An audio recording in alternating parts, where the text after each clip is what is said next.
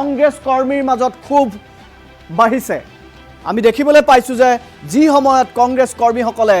আবেদনৰ মাচুল 50,000কৈ টকা দিছিল সেই 50,000 টকাটো ঘূৰাই বিচাৰি বহু কংগ্ৰেছ নেতাই এতিয়া ফেচবুকত লিখিছে আৰু তাকে লৈ মুখ্যমন্ত্ৰীয়ে প্ৰতিক্ৰিয়া ব্যক্ত কৰিছে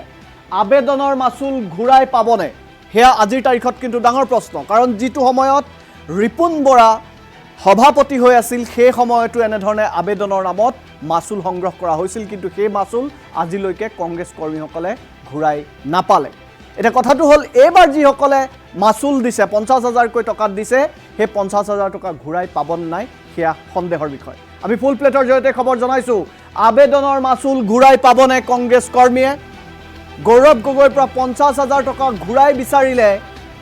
বহু কংগ্ৰেছ কৰ্মীয়ে টিকটৰ বাবে আবেদন কৰা প্ৰাৰ্থীয়ে এতিয়া টকা বিচাৰিছে টকা ঘূৰাই বিচাৰিছে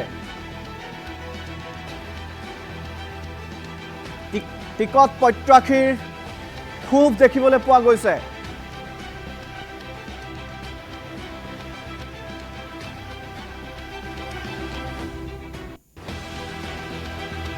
মই উল্লেখ কৰিছোঁ টিকট নাপায়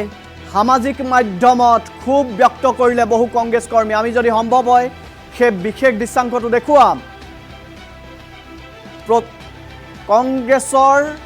প্ৰতিজন প্ৰাৰ্থীৰ পৰা 50,000কৈ টকা সংগ্ৰহ কৰা হৈছিল আবেদনৰ লগত সেই টকাটো জমা দিব লগা হৈছিল ৰাজীৱ ভৱনত টিকটৰ বাবে যিটো মাচুল লৈছিল সেই মাচুল ঘূৰাই বিচাৰিছে এতিয়া কংগ্ৰেছ নেতাই মাচুল সংগ্ৰহ প্ৰক্ৰিয়াক লৈ কংগ্ৰেছক কঠোৰ সমালোচনা কৰিছে মুখ্যমন্ত্ৰী ডক্টৰ হিমন্ত বিশ্ব শৰ্মাই ৰিপুন বৰাৰ দিনতো সংগ্ৰহ কৰা হৈছিল আবেদনৰ মাচুল ৰিপুন বৰাই ঘূৰাই দিম বুলি কৈও আজিলৈকে কিন্তু ঘূৰাই নিদিলে আবেদনৰ মাচুল খৰচ হৈ গ'ল বুলি দায়িত্ব সামৰিলে ৰিপুন বৰাই এতিয়া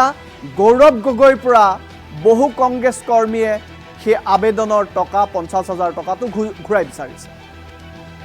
আৰু এই টকা সংগ্ৰহৰ প্ৰক্ৰিয়াক লৈ মুখ্যমন্ত্ৰী ডক্টৰ হিমন্ত বিশ্ব শৰ্মাই আজি মন্তব্য কৰিছে আৰু কংগ্ৰেছ কৰ্মীসকলক সমালোচনা কৰিছে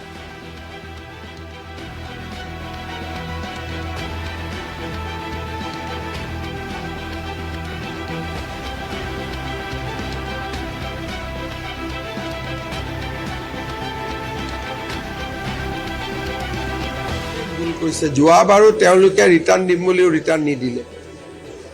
যোৱাবাৰ তেওঁলোকে কৈছিল যে য'ত য'ত মিত্ৰতা হ'ব সেই পইচাকেইটা আমি ৰিটাৰ্ণ কৰিম পিছত ৰিপুন বৰা সভাপতি আছিলে ৰিপুন বৰাই পইচাকেইটা ঘূৰাই নিদিলে সুধাত ক'লে খৰচ হৈ গ'ল গতিকে অলৰেডি কংগ্ৰেছত এইবাৰৰ পইচা নহয় যোৱাবাৰৰো পইচা বিচাৰি মানুহে ফেচবুক পোষ্ট কৰিব কাৰণ যোৱাবাৰৰ পইচাকেইটা ঘূৰাই দিয়া নাই আৰু যোৱাবাৰ ডিক্লেয়াৰ কৰিছিল যে য'ত য'ত এলায়েন্স হয় নহয় কমলেশ যে য'ত য'ত এলায়েন্স হয় সেই পইচাকেইটা আমি ঘূৰাই দিম ঘূৰাই নিদিলে এইবাৰো দিয়া নাই গতিকে তেওঁলোকে কংগ্ৰেছৰ কাৰ্যকৰ্তাক দিয়া প্ৰতিশ্ৰুতিয়ে ৰক্ষা নকৰে পাব্লিকক দিয়া প্ৰতিশ্ৰুতি ক'ৰ পৰা ৰক্ষা কৰিব